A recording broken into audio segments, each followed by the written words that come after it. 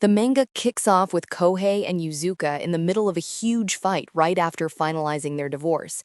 They both swear they'd never take the other back, not even if one of them was begging. Kohei thinks to himself that if he ever got a second chance, he would never choose her again. He remembers back when they first started dating, how he felt like the luckiest guy alive and thought their happiness would last forever. Now, he just regrets not noticing all her flaws sooner. Exhausted from the arguing, he tells her to stop following him, but she just says she's walking home and suggests he go crash at an internet cafe.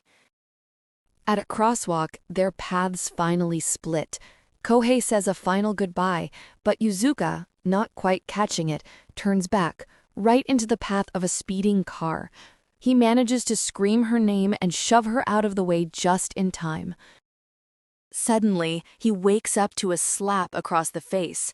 There's a girl in a school uniform next to him, yelling at him for being late. He recognizes her as his younger sister, Sana, but she looks younger, like she did back in her school days.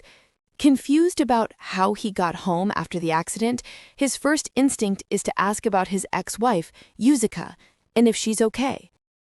His sister has never heard of Yuzuka, and the talk about an ex-wife convinces her he's just getting reality mixed up with one of his games. Kohei looks down at his hand and is shocked to notice his body feels lighter. He asks Sana why she's in her uniform. She reminds him that she's heading to school and he has his high school entrance ceremony today. It finally hits him. Kohei realizes he's time traveled, getting a second chance to live his life all over again. Seeing Yuzuka in class, he's relieved he won't have to marry her.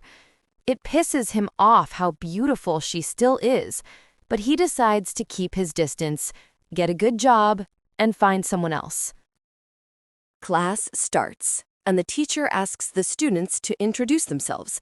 Kurose calmly says his name.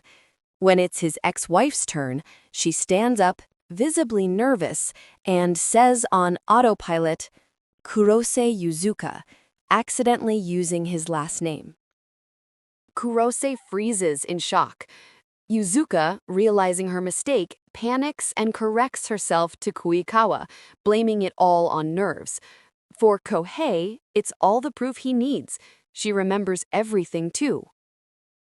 Despite his decision to avoid her, Kohei runs into Yuzuka at a bookstore after school.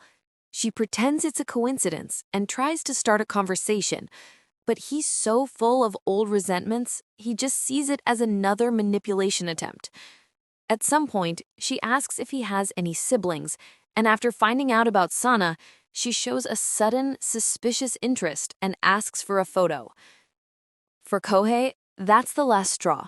Wanting to end the conversation, he tells her Sana's at a basketball game, and if she's that eager to see her, she can go and cheer.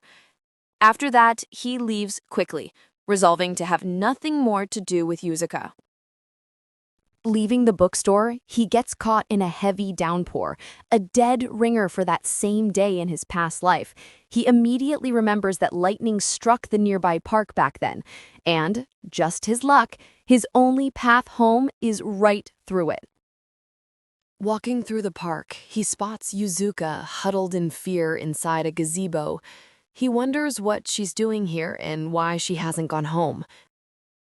He remembers she was always terrified of thunderstorms and would even seek comfort from him during the worst of them. He decides it's not his problem anymore and starts to walk away. But after taking a few steps, he looks back and returns. Kohei asks what she's doing here. Yuzuka wonders if he was worried about her, but he denies it, saying he just wanted to know if she had an umbrella.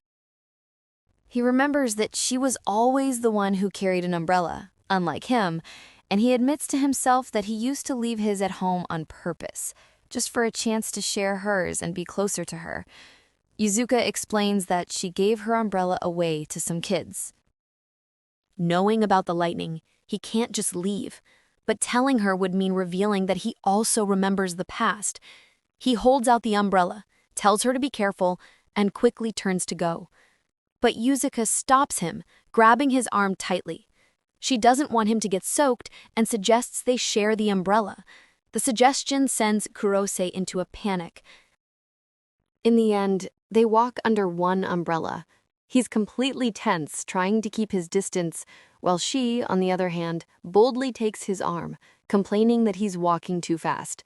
He's shocked by her nerve and flustered, of course, but he slows his pace. Lightning flashes, followed by a deafening clap of thunder. Yuzuka cries out and grabs his arm.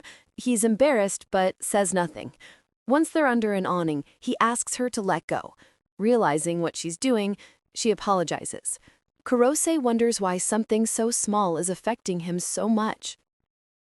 Their awkward moment is interrupted by the arrival of Sana, Kohei's younger sister. Sana walks up and asks her brother who the girl is, assuming that Yuzuka is his girlfriend. Kohei quickly denies it, introducing her as just a classmate. After they're introduced, Yuzuka tells Sana her name.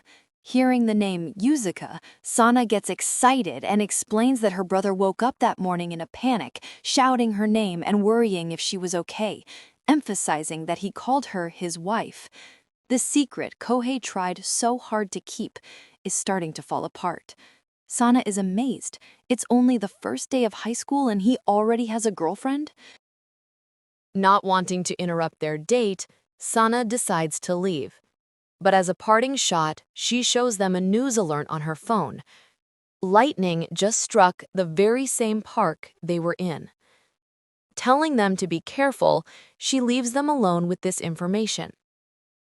And that's where the fun ends. The romantic bubble pops.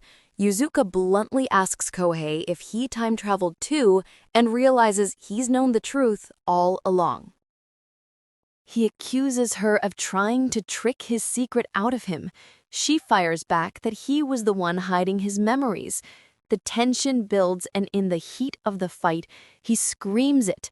If she hadn't been in danger back then, he never would have even spoken to her. And then it hits Yuzuka. He was saving her from the lightning. But Kohei assures her that in his new life, it would have been nothing more than an unpleasant memory. And that's all. He demands that she stay away from him. She retorts that he's a loner too, and she has no desire to see him around either. Having said their piece, they go their separate ways. But at the last moment, almost in a whisper, she says, "He was just trying to protect me." Kohei freezes. Did he hear that? Or did he just want to hear it? No, he decides. It's just his imagination. He'll do whatever it takes to never get involved with her again.